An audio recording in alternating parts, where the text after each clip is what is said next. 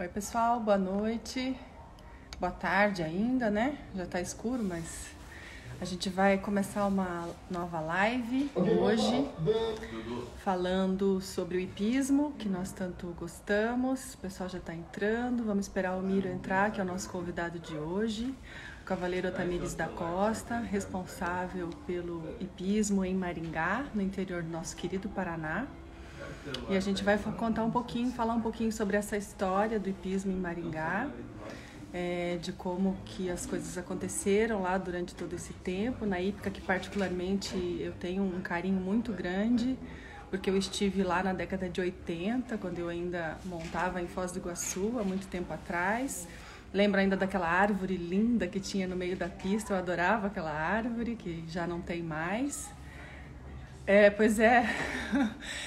Será que a Dudinha ajuda ele a entrar aí no... Ele já entrou, o Maringá Hipismo tá com a gente, mas tem que pedir para participar, Miro. Pede para participar e aí você entra comigo aqui. Duda, ajuda o pai aí. A Duda chamou todo mundo para assistir, eu vi a chamada que ela fez, foi super legal. Vamos ver se o Miro consegue entrar. Vamos ver. Aí, deu certo. Vamos lá, que o Miro tá entrando. Agora deu certo. Calma aí. Aí, Miro, tudo Olá, bem? tudo bem? Tudo bem, boa noite. Boa noite, tudo bem? Tudo. Obrigada por ter aceito o nosso convite para falar um pouquinho sobre hipismo, né? Que a gente tanto gosta, tanto ama. Obrigada mesmo. Eu que agradeço, aí, Ana, para a gente falar um pouquinho sobre o hipismo no Paraná, o hipismo da região aqui, né, do Isso. norte do Paraná aqui. É um Aham. prazer estar aqui falando com você e falando um pouquinho sobre o esporte que a gente adora, né? Exatamente. Aí o pessoal já está dando boa noite para você aí, ó. O Tonon, a equipe Tonon está em peso aí assistindo a gente e a gente vai falar um pouquinho sobre isso. Queria começar aqui com você para você contar um pouquinho a tua história, a história do hipismo em Maringá. Eu estava falando para o pessoal que eu tenho um carinho muito grande pela hípica de Maringá, pela cidade de Maringá. Estive em Maringá na década de 80, quando eu estava começando no hipismo ainda lembro daquela árvore linda que tinha dentro da pista, adorava aquela árvore que tinha lá. E eu queria que você contasse um pouquinho como foi essa tua trajetória. Eu sei que, né, o nosso esporte é maravilhoso, mas às vezes é difícil a gente conseguir sobreviver, né? Fazer com que ele aconteça. Me conta um pouquinho como foi a tua história. Tá me ouvindo? Bom, todo mundo sabe a dificuldade do nosso esporte, né? Tanto entrar nele como você permanecer nele, entendeu? Eu tive uma carreira difícil, como todo atleta, todo cavaleiro, né? Eu comecei aqui no Clube Hípico de Maringá, na década de 86. Então, meu pai veio se instalar aqui no Clube Hípico. Na época era polo, não era nem hipismo ainda. Eu tinha desativado o hipismo na época, né? Então, nós viemos para Aham. cá para praticar o polo. Então, o forte do clube na época era polo. Aí Ai, veio que meu pai legal. e a família para cá, para cuidar dos cavalos, administrar a vila hípica do clube hípico. E nós começamos no polo. Aí o polo foi sucesso no Brasil inteiro, a gente andou fazendo muitos torneios de polo. E nisso o polo foi ficando em decadência, pelo número grande de animais para praticar o É, esporte. sim. Aí os cavaleiros foram desanimando e tal, e juntou uma turminha e resolveu praticar o esporte. Aí juntou uns obstáculos antigos que tinha aqui, e a gente não tinha prática nenhuma, e fomos lá, juntou os cavaleiros, pegou os cavalos comuns, na época era só cavalo comum que a gente praticava o esporte, né? Então, aí juntou e começou. Aí vai um daqui, um dá palpite aqui, ou dá palpite ali. E a gente começou daquela maneira assim. Eu não tinha experiência nenhuma no esporte, mas a vida inteira eu tive a lida com cavalos. Meu pai sempre foi de sítio, né? Aí a gente começou o hipismo daquela maneira bem simples e foi crescendo e chegou no hipismo que a gente está hoje, né? Muito legal. Você fomenta muito o esporte aí nessa região, né, Miro? tem a Copa Catuaí todos os anos, que eu adoro saltar a Copa Catuaí, é muito legal, a gente é sempre muito bem recebido. A Hípica agora tem o shopping ali do lado, que facilita um pouquinho essa logística, né? Que ficou muito legal para quem vai pular o campeonato. Você faz essas clínicas anuais também, que reúne bastante gente, né? Algumas em Londrina, outras em Maringá. Conta um pouquinho pra gente como que é isso. O hipismo hoje, Ana, ele está bem desenvolvido, ele tem bons cavaleiros, ele tem uma turma boa, evoluindo, crescendo dentro do esporte. Alguns proprietários que ajudam a gente a administrar, ajudam a gente a fazer os concursos, né? Mas o clube já teve grandes concursos. Na época que você deve ter participado aqui, você deve ter vindo aqui no Internacional. Então o clube Eu acho que sim. o clube já sediou grandes internacionais na década de 85, 86. Era um espetáculo os eventos que tinha aqui no Clube Hípico, né?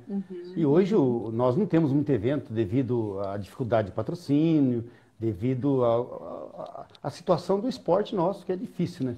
Mas a gente continua vivo, sobrevivendo, formando grandes cavaleiros, formando grandes cavalos.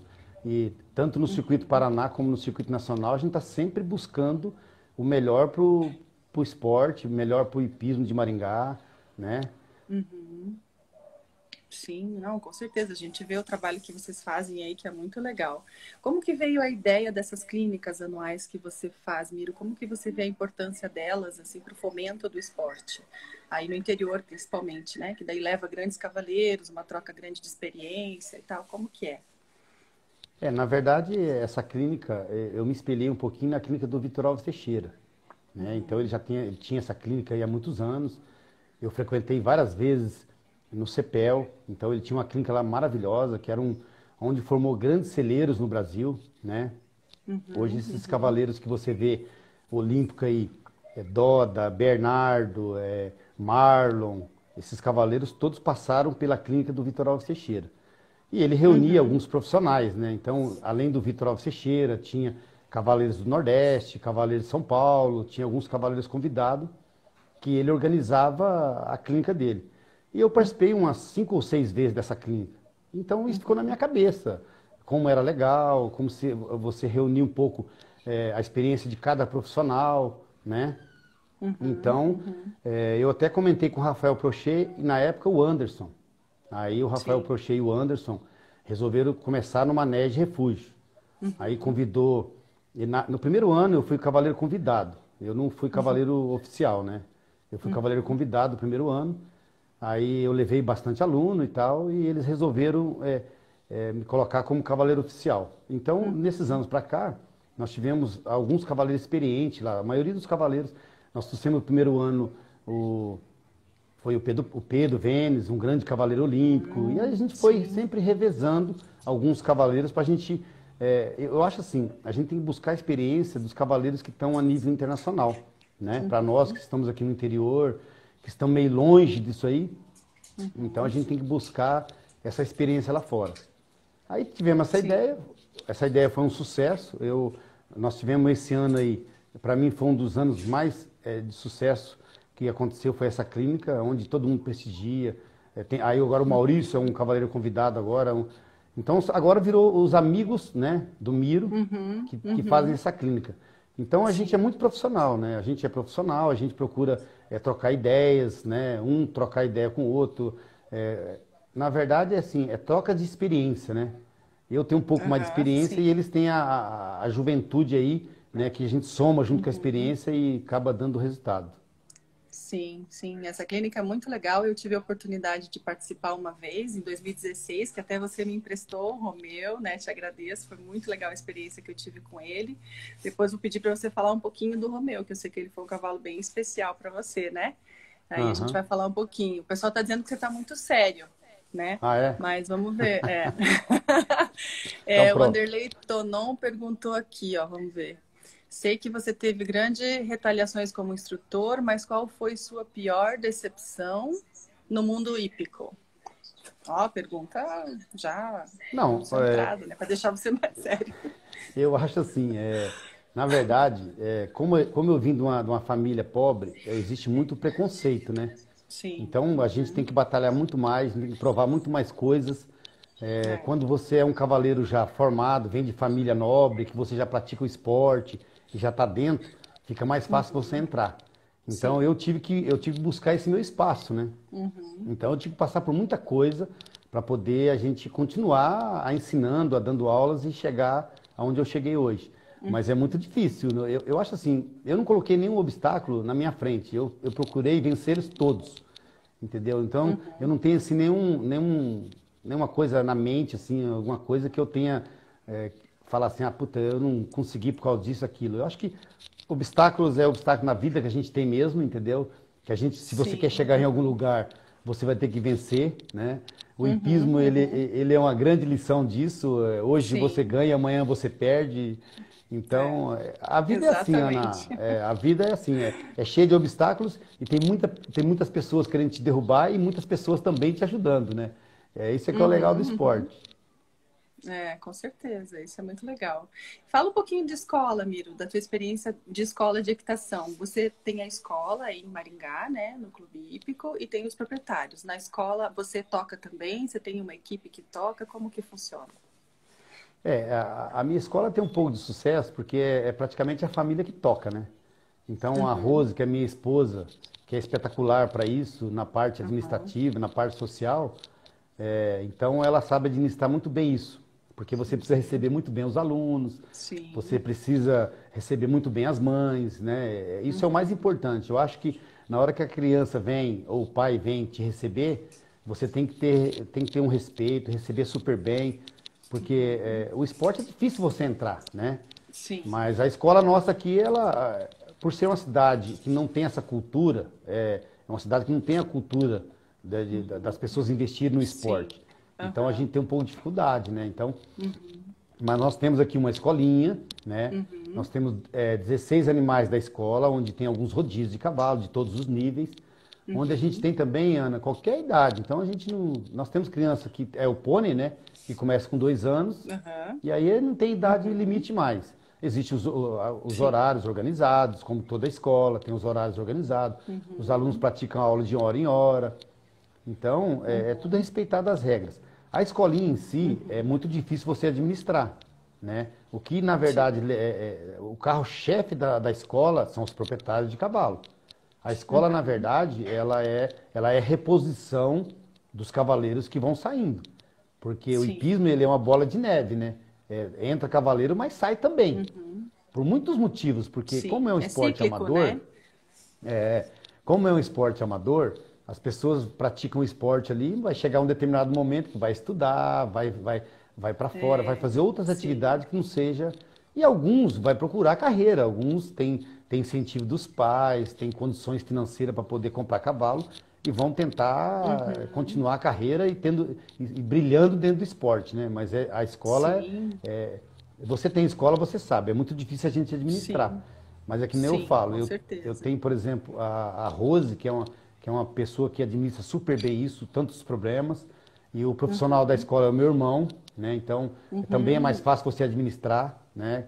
Que você Sim. conversa, ele Aham. entende o que você quer, o teu jeito de trabalhar, né? Quando você Sim. coloca um outro Aham. profissional, é mais difícil você administrar isso, porque as pessoas não entendem a maneira que é o Uhum. correto, o que é errado, né? Sim. Então a gente tem um pouco de Aham. dificuldade, mas no final dá tudo certo. Eu acho que toda a escola funciona, todo profissional quer que a escola progrida, quer que os alunos cresçam e sejam o espelho daqueles que estão lá em cima, né? Uhum. Eu acho que é isso que faz com um pouco que o esporte, o hipismo de Maringá esteja sempre em evidência, né, Miro? Como o Maurício disse esses dias para mim, Maringá está sempre incomodando. Vem aqui, ganha tudo na escola e tal, e é isso aí, né? É trabalho duro, dia a dia, sempre com critério, né, protocolos, enfim, que a gente chega lá, né? Eu acho que é mais ou menos isso que você falou. Muito legal. E vocês funcionam também de terça a domingo, Miro? Na escola? Alô? Oi? Alô? Oi, Miro. Tá aí ainda? Acho que caiu a conexão. Ele tá aparecendo aí pra você, Nath? tá? Oi, agora voltou. Vamos ver, Voltou. temos umas perguntas aqui, ó. A Camila, sua aluna, perguntou qual foi a maior realização sua no esporte?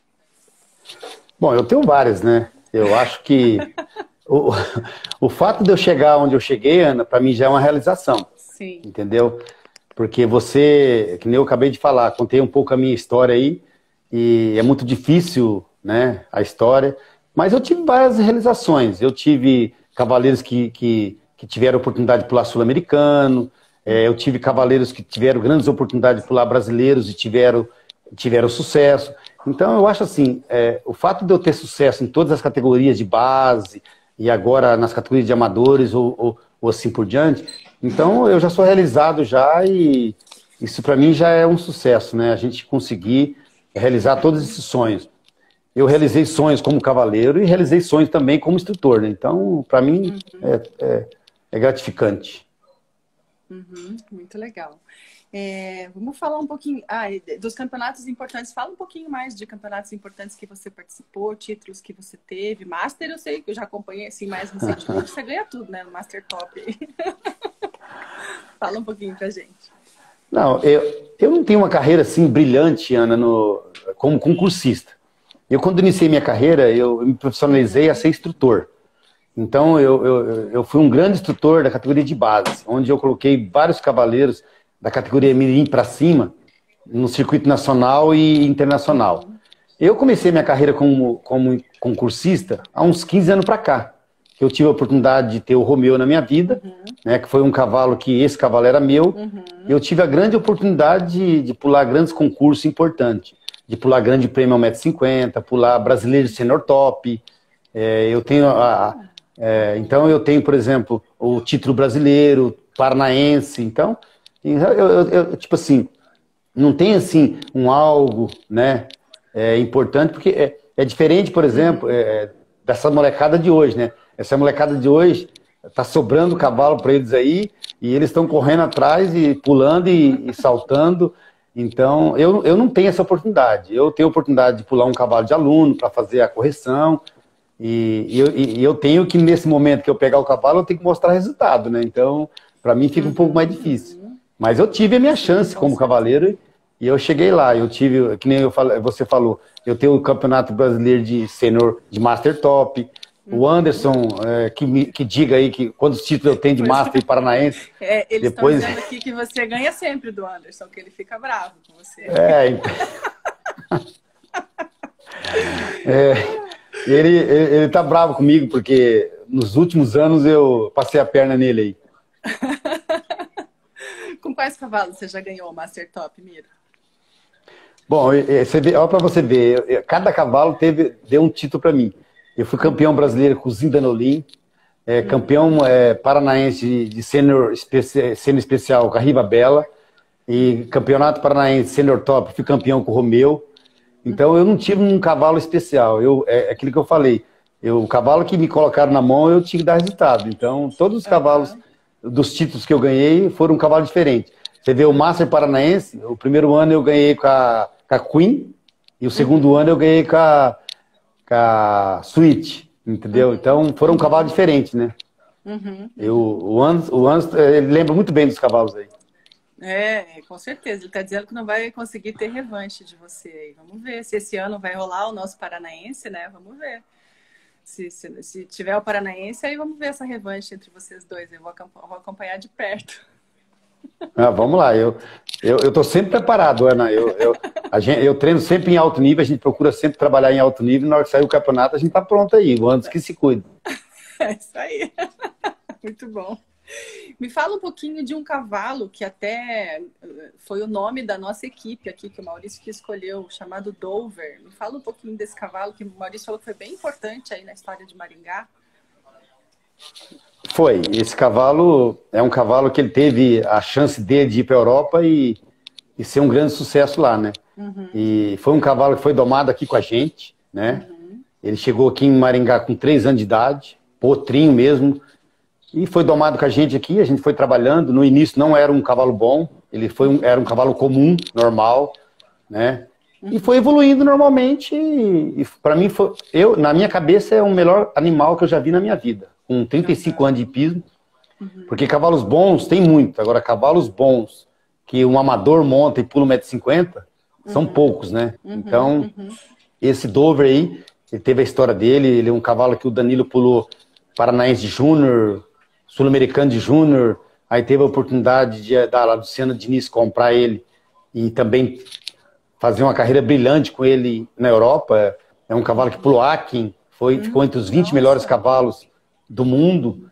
É um cavalo super conhecido. Esse cavalo, na verdade, ele fez um pouco a minha história, né? Porque para você, não como cavaleiro, mas como instrutor, como preparador de cavalo, como pessoa do hipismo, que quando você inicia um cavalo famoso, você fica conhecido, né?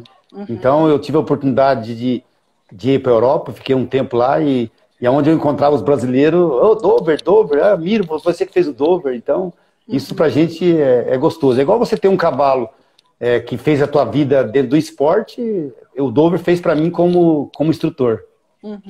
E quando que você percebeu que ele era esse cavalo especial, assim? Que momento que você disse, não, esse cavalo tem alguma coisa diferente? É impressionante que o cavalo, ele mostra as coisas pra gente em momentos que a gente não tá nem esperando, né? Então, ele era um cavalo comum até 1,10 m. Até surgir a oportunidade do Danilo, que era o proprietário do cavalo, ele tinha que pular mirim. Eu lembro que naquele ano o pai dele era diretor do hípico, e era o último ano de mirim do Danilo, e o pai dele forçou a barra, falou, Miro, eu quero que meu filho pula mirim paranaense, é o último ano dele, você acha que ele tem condições? Eu falei, olha, condições o cavalo tem, agora a gente precisa ver, tem um monte de coisa que ele precisa provar ainda alguma coisa para poder mostrar pra gente que tem condições. Ah, não, eu quero entrar. Tá bom. Nos preparamos, ele pulava 1 m, 1,10 m, estava se preparando para ir para 1,10 m. Aí colocou no mirim. E esse cavalo parecia um cavalo experiente. Fez todos os dias 0. Eu me lembro que quem estava disputando com ele é o Daniel Cury, né? O grande cavaleiro Daniel Cury. Sim. Que aí foram para a final os dois, com 4 pontos, onde o Daniel Cury foi mais rápido e ganhou do Danilo. Então, nesse momento, o cavalo mostrou que ele realmente tinha condições.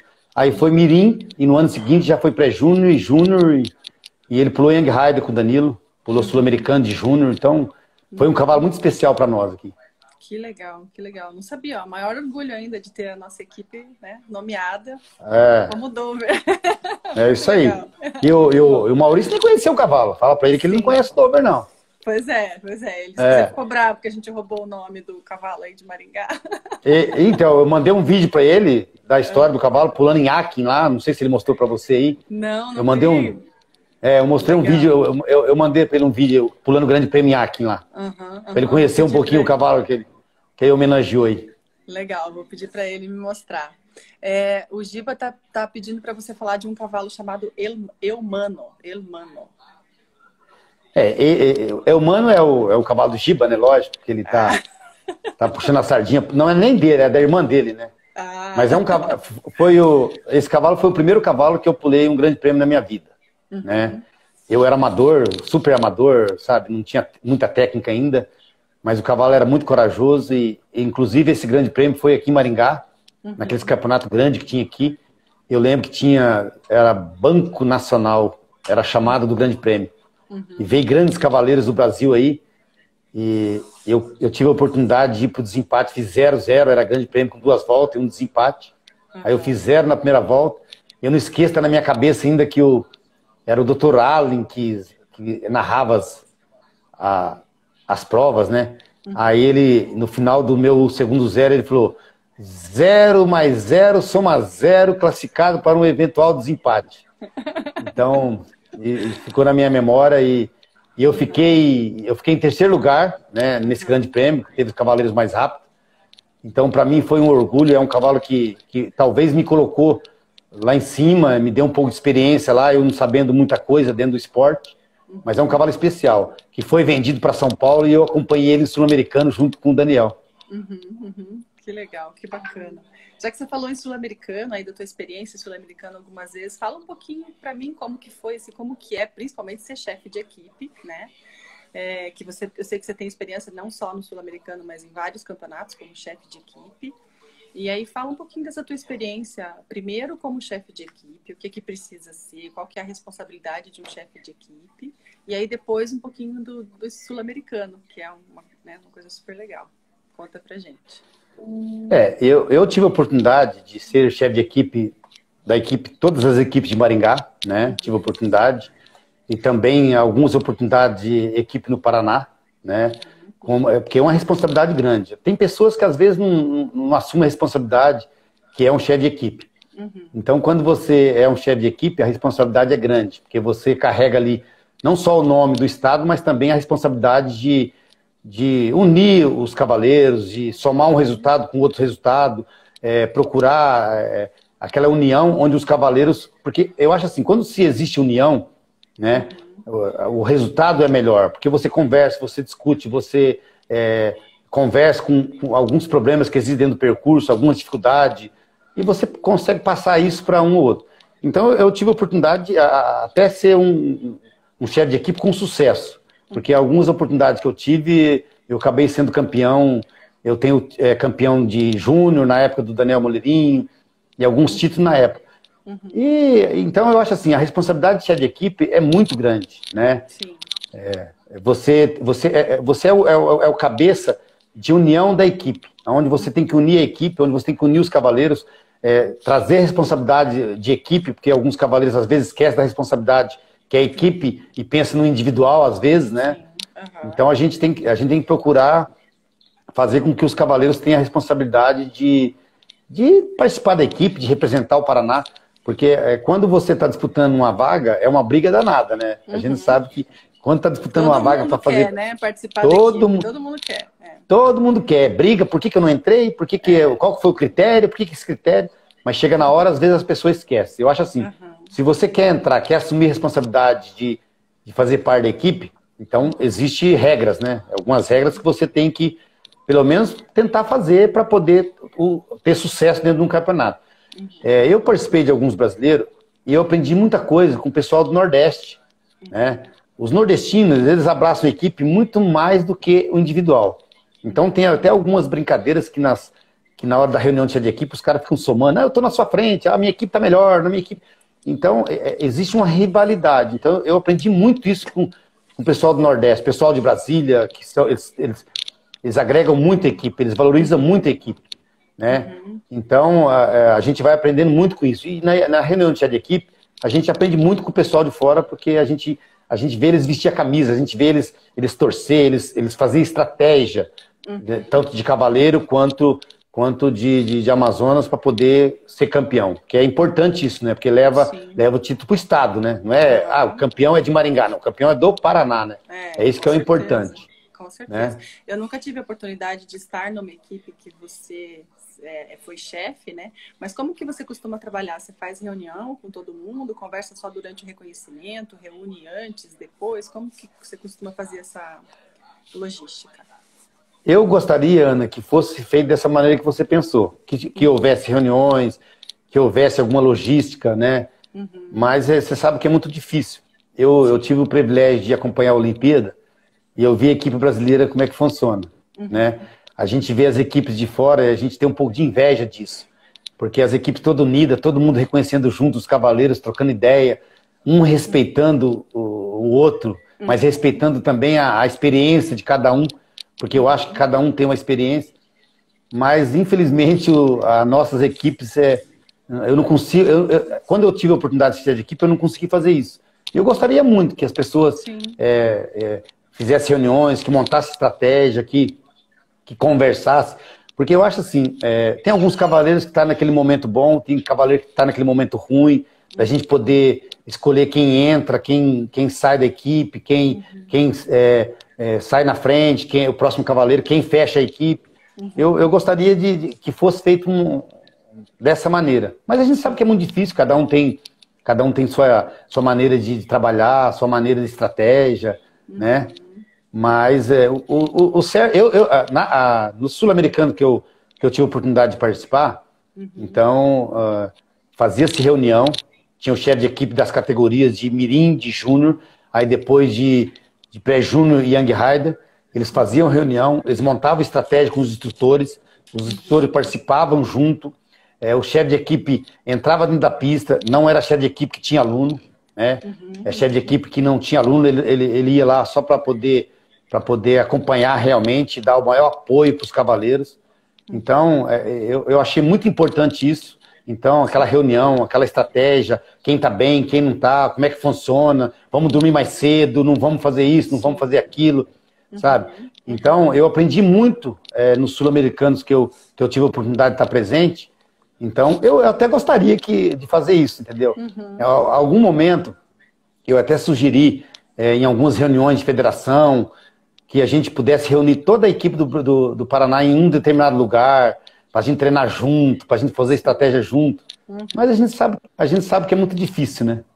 Mas seria isso aí. Muito legal, né? Seria muito legal. Já sairia na frente anos-luz, né? Dos concorrentes, né? Não tenha dúvida. Seria Não, sem dúvida. Muito legal. E como que foi no Sul-Americano? O que foi diferente? Aonde foi o Sul-Americano que você participou? E como que foi a tua experiência lá? Não, o primeiro sul-americano eu não tive grandes experiências como profissional. Porque o Daniel conseguiu a vaga dele no Campeonato Brasileiro, né? Onde na época era muito difícil você classificar, né? Aí ele conseguiu a vaga dele pulando no Campeonato Brasileiro de Young Rider. E ele tinha 2 animais, ele tinha a Maria Galante e ele tinha a Atrevida. A Atrevida era uma égua de 7 anos de idade e a Maria Galante era uma égua experiente. E ele classificou com a Maria Galante. Aí eu lembro que ele recebeu o convite e chegou dentro da pista, ele chegou e falou assim, olha, eu recebi um convite para pular o Sul-Americano. Aí eu falei, onde vai ser o Sul-Americano? Vai ser na Venezuela. Aí falou as datas, a gente tinha 2 meses. Aí, e você acha que a Maria Galante dá para ir? Eu falei, de jeito nenhum, não tem nem condições, Daniel. 1,50 m, bem armado, muito difícil. Eu falei, olha, tem a Atrevida, uma égua de 7 anos de idade, que estava nas provas do 1,30 m. Aí nós andamos fazendo uns treinos, né? Ele tinha que dar a resposta para a confederação. E nós fizemos alguns treinos lá interno e a égua mostrou que tinha condições de fazer o Sul-Americano. Eu falei, olha, vamos com a Atrevida. Ela tinha 7 anos de idade, não tinha experiência nenhuma. Aí fomos para lá.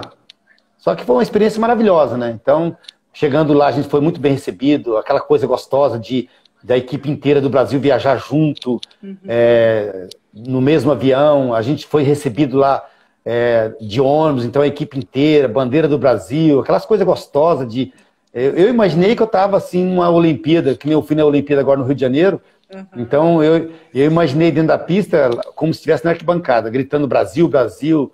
Aí nós chegamos no concurso, nós não éramos favoritos. O favorito era o pessoal de São Paulo, Rio de Janeiro, né? Tinha grandes cavaleiros do Brasil. Nessa época tinha o Felipe Azevedo, grande cavaleiro que hoje está montando na Europa, filho, né? Nós tínhamos o Rodrigo Marim, que montava na época. Então nós tínhamos grandes cavaleiros. O Daniel era um maringaense que caiu de paraquedas no Sul-Americano. Mas ele era muito competente, ele tinha a vontade de vencer, né? E nós começamos o concurso lá. O primeiro dia ele fez 2 faltas, e o segundo dia estava muito bem armado, estava 1,50 m fechado. E aí os cavaleiros começaram a fazer falta, ele fez um 0 em 4 pontos. E nós viramos na final em 9º, né? Mas mesmo assim, com a diferença grande do primeiro lugar, e a gente queria ganhar experiência. Só que Deus olhou por nós lá e falou, olha, eu acho que você tem que levar o título aqui. Ele montou bem, a égua correspondeu, a altura tinha muita dificuldade, linhas quebradas, linhas difíceis, onde a égua foi espetacular. E eu não esqueço essa lembrança, onde a gente sentou no meio-fio e ele chorava que tinha feito 0. E o pessoal do Brasil veio abraçar ele e falou, você é campeão? Não, calma, peraí, cara, não sei o resultado ainda. Não, você já é campeão, não, calma, deixa o locutor falar e tal, né? Que você é não, você é campeão, e abraçava ele. Então foi uma choradeira danada e essa foi uma experiência gostosa. Aí, do ano seguinte, já foi um pouco diferente, né? Porque aí você já vai como campeão sul-americano. Aí você é recebido de uma maneira... Né? Já é diferente, você já entra na equipe A do Brasil, que a gente tinha entrado na equipe B, né? Então, no segundo ano, a gente já entrou na equipe A do Brasil, aí o Daniel já era o campeão sul-americano, já fechou a equipe. Então, quer dizer, muita coisa mudou. Então, nós já fomos vistos diferentes, os olhos, a reunião já era diferente, Mira, a estratégia do Daniel, então já tinha conversa com a gente de uma maneira diferente. Que eu entanto, não tinha. Miro, quem é Daniel, né? Entendeu? A gente era mais um ali, entendeu? Mas foi uma experiência muito legal. Eu fui em 3 sul-americanos seguidos com o Daniel. E nesses 3 sul-americanos... Todos com a mesma égua? Todos com a Atrevida. Por isso aí depois é o nome da equipe de vocês, né? Equipe Atrevida, é isso? Ah, legal. É isso aí. Legal. Então, nesses 3 anos, ele foi o único cavaleiro brasileiro que trouxe 3 medalhas vice-campeão, 2 individual e 1 por equipe, e 3 de ouro, 2 por equipe e 1 individual. Então, é uma égua que trouxe títulos, que trouxe não só para o Paraná, mas para o Brasil, né? Que legal, bacana, muito bom. Miro, o pessoal está perguntando como que você percebe o potencial de alguém no hipismo? Como que você descobre um talento no hipismo? Olha, essa pergunta é muito difícil. Eu acho assim, é difícil a gente achar um talento. Se você pegar alguns cavaleiros hoje, que na época não era nada, e são grandes cavaleiros aí, né? Então, existe assim, muita coisa para a gente poder chegar a ser um talento, né? Às vezes você monta na escolinha e é um bom cavaleiro, monta bem, as pessoas olham com olhos diferentes para você, porque tem uma postura boa, tem garra, tem vontade, mas aí esbarra em tanta coisa dentro do hipismo que a gente sabe que não é fácil, né? Cavalo, eu acho assim, o hipismo, a pessoa fala 70%, para mim cavalo é 90%. 90% de um bom cavalo, você acaba tendo resultado. Sim. Você acha essa porcentagem em todas as alturas ou muda um pouquinho, Miro? Eu acho que é em todas as alturas, Ana. Eu acho que a gente vê alguns cavaleiros brasileiros aí que desponta, que ganha, que está no auge, e é sempre com o cavalo. Quando ele muda o cavalo, ele já não é o mesmo cavaleiro, já não é a mesma montada, né? Então, o cavalo, ele é tudo. Eu vou falar por mim, que eu tive o Romeu na minha vida, que era um cavalo, não era competitivo, mas eu saltei senior top. Então, senior top é 1,60 m, que hoje eu fico pensando nas pistas que eu treinava, 1,45 m que eu fazia a ida, depois eu fazia a volta, tudo ao contrário. Que hoje é difícil você achar um cavalo que faz isso. Você encarar uma paralela a 1,45 m e vir ao contrário, sem marcação, sem nada. Eu lembro que eu fazia um treino de ida, depois eu voltava, terminava o percurso e eu voltava ao contrário, né? Caramba. Eu vi o Neco fazendo isso. Né? Tem que ter coragem. Eu acho assim, coragem todo mundo no hipismo tem, entendeu? A partir do momento que você está dentro de uma pista, você tem coragem, né? Eu acho assim, quem não tem coragem vai ter muita dificuldade, né? Porque a falta da coragem deixa o cavalo inseguro, você é inseguro, entendeu? Nada funciona, você quer galopar, o cavalo não galopa. Então, eu acho assim, a insegurança é o pior defeito que tem dentro do hipismo. Quando você é corajoso, você acaba transportando isso em virtude, né? Acaba sendo uma virtude. Então, a coragem, ela transforma em virtude. Às vezes você pode errar a distância, mas se você põe perna e faz o cavalo passar do outro lado, acaba sendo o importante. Que nem eu falo, o Dover, ele era esse cavalo. O Danilo, ele não tinha uma distância boa, mas ele tinha uma coragem espetacular. Então, ele fazia o cavalo passar do outro lado e isso dava coragem pro cavalo, né?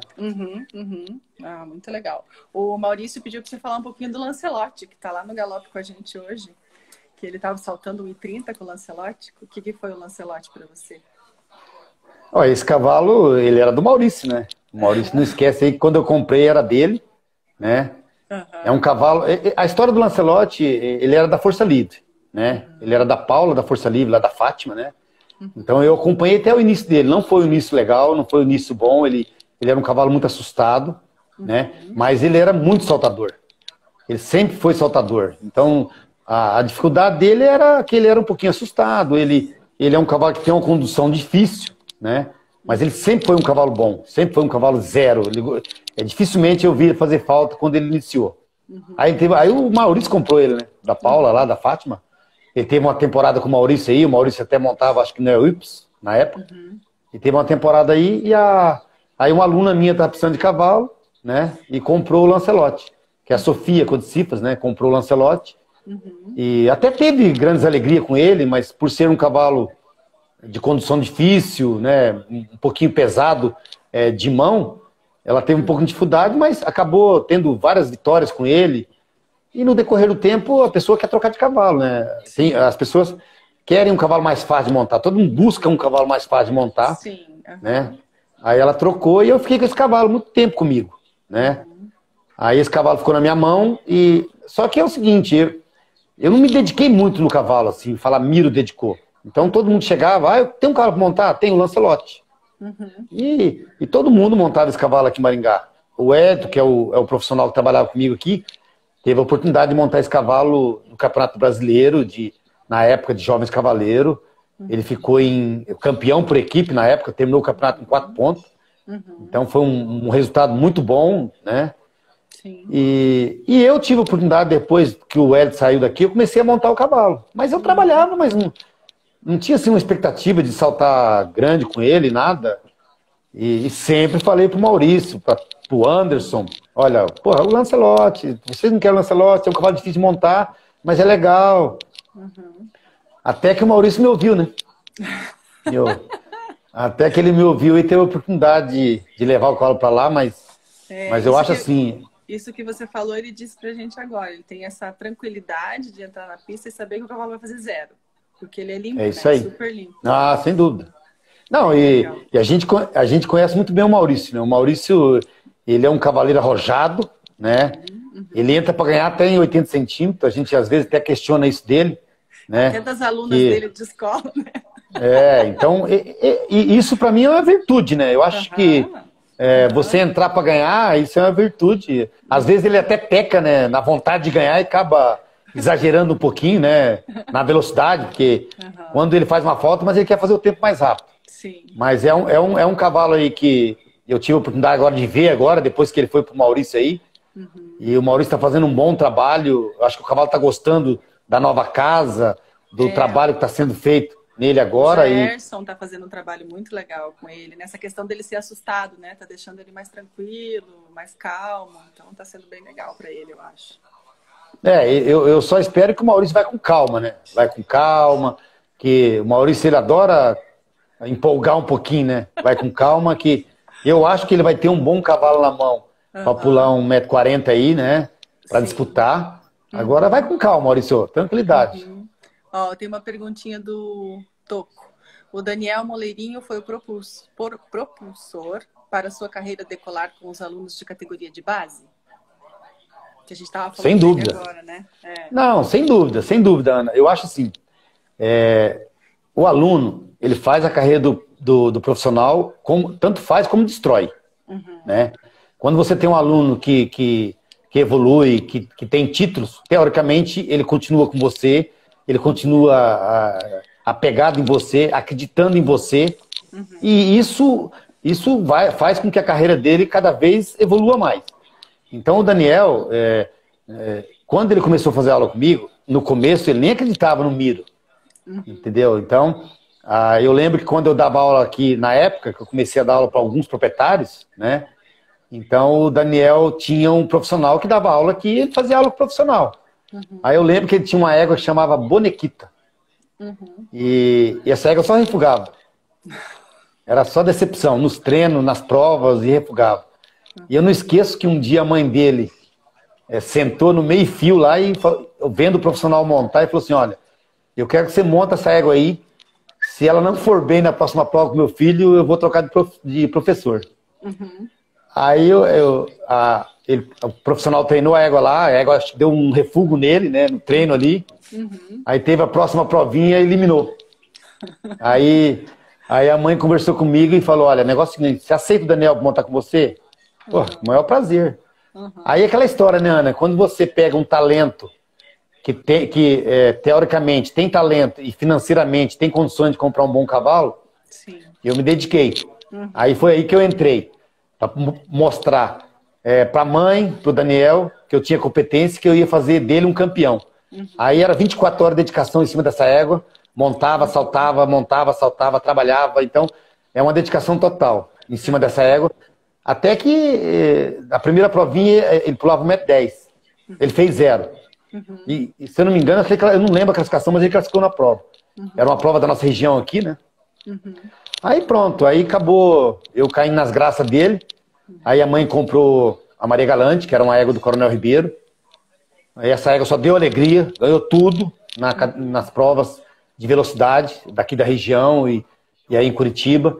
Essa égua também deu o título para ele de campeão brasileiro, paranaense de júnior, né? Aí veio atrevida. Então, quer dizer, aí decolou a carreira dele, né? Decolou como cavaleiro bom e que ele era, né? E a gente formou uma grande equipe, eu e ele. Era um cavaleiro que, graças a Deus, confiou no meu trabalho e fez várias clínicas, mas sempre confiou no meu trabalho. E a gente trabalhou junto e teve esse sucesso todo aí. Que legal. Tem uma pergunta aqui também. Como é a sua preparação de um cavalo antes de uma grande prova, de uma grande competição? Olha, eu não tenho assim um programa de trabalho de preparação para uma grande prova. Eu tenho um trabalho que eu faço no meu dia a dia, sempre imaginando que eu vou pular uma grande prova.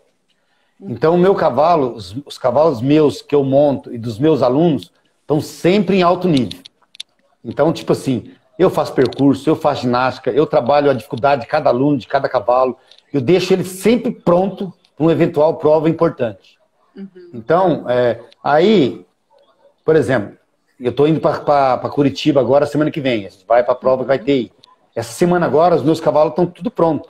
Então, trabalhou tudo em alto nível, não tem descanso, é percurso, as crianças treinam. Então, eu estou nesse HSBC pronto para tudo, entendeu? Então, eu estou em alto nível. Os meus alunos estão todos em alto nível, tanto o metro como o 1,10 m, 1,20 m. A gente está trabalhando junto, treinando junto, fazendo um trabalho tanto psicológico, que eu acho que tem que trabalhar psicologicamente também, entendeu? como técnico.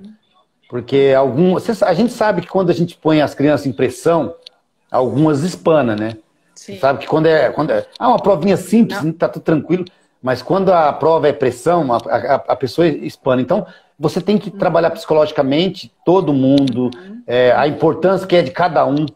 Então, eu não tenho assim um trabalho preparatório para uma prova. Eu tenho assim, eu olho o programa, eu vejo que eu vou numa prova daqui 15 dias, e daqui 15 dias, meu cavalo está pronto para essa prova. O trabalho do dia a dia, meu cavalo está pronto. Aí eu forço um pouquinho antes o trabalho, para descansar um pouquinho nas vésperas das provas, para o cavalo chegar no campeonato um pouquinho tranquilo, sem salto, né? Mas uma semana antes é bem puxado o trabalho. A Camila tá falando para você não contar muito a estratégia de vocês, não? Porque tem o PHC, né? E nós somos concorrentes. Deixa eu ver aqui. Tem uma pergunta do Dani. Pede para ele contar a história do ar-condicionado no quente que ele achou que estava com febre e era a armação do Maurício. Que pegadinha foi essa, Mira? Pegadinha de todo mundo, né? Foi na clínica. Na clínica lá no Manege Refúgio, onde a gente ficava alojado lá no Manege, né? Todo mundo ficava alojado lá. E tinha um quarto lá que tinha um ar-condicionado, que ficava eu, o Anderson e o Luiz Henrique. O Luiz Henrique e o Anderson na cama de casal e eu numa caminha do lado lá, né? E tinha um ar-condicionado, e o ar-condicionado ficava no meu pé. Aí a molecada saíram lá pra gandaia lá e eu fiquei no quarto. Aí acordei mais ou menos, e um calor, Deus me perdoe. Eu liguei o ar-condicionado no gelado e fui dormir. E eu suando, eu passando mal, falei, meu Deus do céu, e chegaram, na hora que chegou, o que foi? Gente do céu, eu tô passando mal. Tô passando mal, preciso ir no médico, tô suando e o meu colchão tava molhado, a roupa tudo molhada. Sacanagem. Aí os caras dando risada, eu falei, mas o que foi? Foi lá ver, os caras colocaram o ar-condicionado no máximo no quente. Eu quase morri, quase me mataram. Coisa do toco isso aí, viu? Ah, meu Deus, quase mato você desidratado. Jesus amado. Deixa eu ver aqui, ó. O Filipinho perguntou quantas vezes você foi campeão paranaense de Master Top. A gente falou um pouquinho, mas você sabe assim de cabeça mais ou menos quantas vezes? Sei que foram muitas, mas... Não, eu sou bicampeão. Né? Bicampeão, legal. Não, mas eu participei poucas vezes, porque o Master Top, na verdade, o profissional não podia participar. Então, eles abriram um profissional de uns 4 anos para cá, porque o profissional até então não poderia participar das provas do Master Top. O profissional tinha pulado naquele ano, grande prêmio. Então, nesse ano eu estava meio que no auge com o Romeu, E eu andei pulando alguns grandes prêmios aí então não podia pular o Master Top. Aí depois eu não tinha cavalo e acabei ficando a pé, aí surgiu a oportunidade de pular o Master Top. Aí eu já me inscrevi logo, né? Aproveitar, né? Legal. Mas eu fui bicampeão paranaense Master Top, e aí eu fui vice-campeão por equipe no brasileiro, né? De Master Top. Legal. Vamos ver aqui, tem mais perguntas. A Fernanda pergunta se é difícil hoje começar uma carreira de instrutor de equitação. Olha, tudo é difícil, né? Qualquer profissão que você vai começar é difícil. Mas existe um objetivo a ser seguido, né? Quando eu comecei minha carreira como instrutor, eu gostava do cavalo. Então, eu era apaixonado por cavalo. E eu sabia que o cavalo ia tomar 90% do meu tempo no dia a dia, né? Como toma até hoje. Então, o fato da minha família trabalhar comigo, eu passo mais tempo com a minha família. Sim. Mas quando a Rose não trabalhava comigo, então eu fiquei vários aniversários de família fora de casa, né? Alguns aniversários importantes, casamento, filhos. Então, eu lembro que o meu filho, quando nasceu, o primeiro filho meu, em 95 eu estava na Venezuela. Que eu fui conhecer meu filho na hora que eu voltei da Venezuela. Sério? Então foram 2 presentes, né? Então o hipismo, ele tem isso, né? Quando você vai iniciar uma carreira, lembra que você vai ficar no sol, na chuva, né? Que você tem que ser apaixonado por cavalo, você tem que gostar do cavalo. Não gostar do cavalo por ser um bicho, mas gostar do bem-estar do cavalo. Sim. Do cavalo tem que estar bem, não clinicamente, fisicamente, né? E depois o tempo vai te deixar você um grande campeão, porque você gostando do cavalo, se dedicando e tendo uma pessoa ao teu lado para te orientar tecnicamente, orientar nos caminhos mais difíceis, te dar o caminho mais fácil, eu acho que é muito mais importante isso, né? Sim, com certeza. A gente não tem, assim, né, no Brasil, uma formação oficial, digamos assim, né, de um instrutor de equitação. Não tem uma escola, não tem... Mas as pessoas aprendem colando em alguém que sabe, aprendendo o esporte primeiro, começando na escola, como todo mundo, né, enfim. E aí segue a sua carreira. Não é fácil, porque não tem... Eu acho que não é fácil porque não tem uma escola que ensine a ser um instrutor de equitação, não é? O que você acha? Você acha que tinha que ter essa formação? Acho sim. Tem que ter. Como todo segmento que existe uma faculdade, existe uma regra. O hipismo sabe montar da aula. Então, agora, é muito difícil, entendeu? Eu acho que se você tem uma escola de equitação, você ensina muita coisa. Porque o hipismo, ele não é só você montar da aula de equitação. Você tem que ser psicólogo, você tem que ser pai, você tem que ser mãe, você tem que ser amigo, você tem que transformar... eu tenho 52 anos, eu tenho que me transformar numa criança de 15 para conversar com um aluno, você entendeu? Então a gente tem que se transformar em alguns momentos para você resolver situações de algumas crianças que estão no esporte. Então, quando existe uma escola para isso, então você se prepara, você entra no esporte preparado psicologicamente, sabendo o que você vai encontrar pela frente. Porque hoje a pessoa entra dentro de uma pista, eu sei dar aula. Todo mundo sabe dar aula. De fora da pista, todo mundo é campeão. Ah, sim. Né? Fora da cerca, todo mundo é campeão. Né? Todo mundo, errou lá, errou aqui, fez falta ali. Todo mundo é campeão. Agora, você preparar o aluno para uma competição, transformar um cavalo mais ou menos num cavalo bom, transformar um aluno mais ou menos num aluno bom, isso é difícil. Pegar um aluno bom e um cavalo bom, é fácil você dar aula, né? Porque ele é bom, o cavalo é bom, você só precisa ajudar ele nas dificuldades que ele tem dentro do dia a dia dele, né? Agora, ele é bom, o cavalo é bom, fica muito mais fácil você lidar com a situação difícil. Sim, com certeza. Deixa eu ver, tem mais 2 perguntas aqui. Vamos ver. O Luiz pediu para você falar o que você acha do Peter Pan. Para você ver, né? Os cavalos são de Maringá e todos os cavalos estão brilhando em Curitiba aí, viu? Não, o Peter Pan é mais um cavalo que foi domado aqui no Clube Hípico, né? Ele chegou para mim aqui com 3 anos de idade, então ele foi domado pela gente aqui, por nós aqui do Clube Hípico, e eu tive a oportunidade de pular as categorias 4 anos, 5 anos com ele, né? Ele era um cavalo novo, como todo cavalo novo, tem as limitações, mas tem um coração enorme, né? Então, eu acho que o coração do cavalo é o mais importante.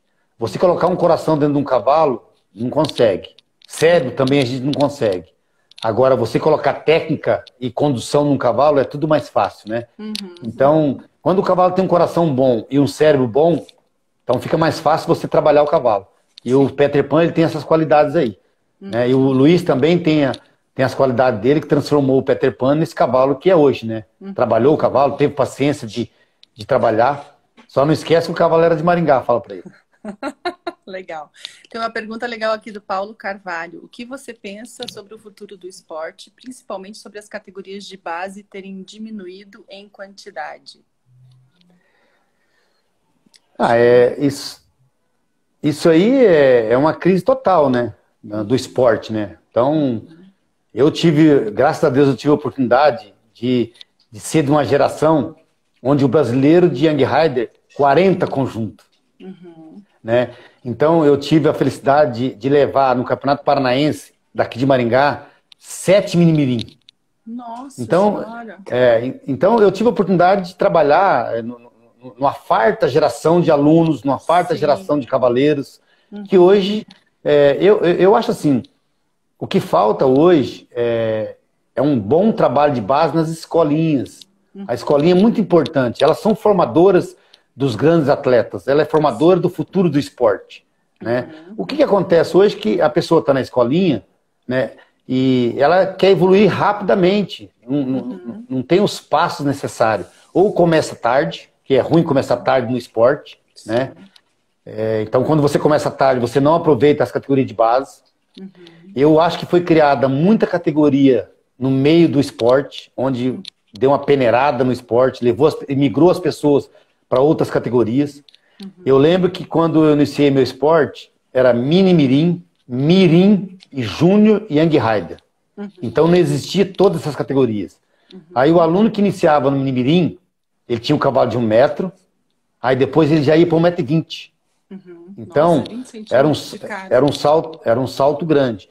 Aí o que acontece? Quando você tem que dar um salto grande, teoricamente você tem que se preparar mais. Você tem que treinar mais, você tem que se preparar mais. Você acaba tendo mais tempo de ficar na hípica para poder treinar, né? E hoje, o que acontece? As crianças têm muita atividade, né?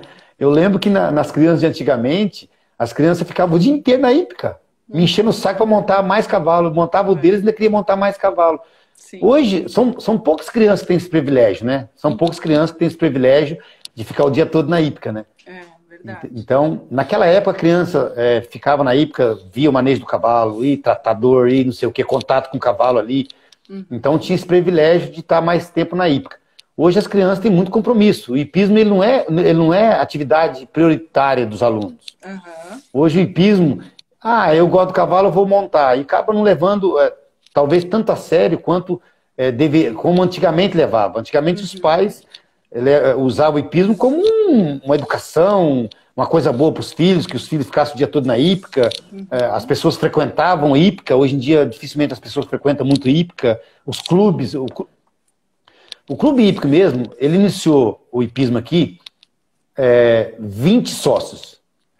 Então, 20 sócios resolveram se unirem e contratar um profissional e dar aula para esses 20 sócios. Então, não tinha abertura para não sócio. E nesses alunos, incentivou, esse profissional veio.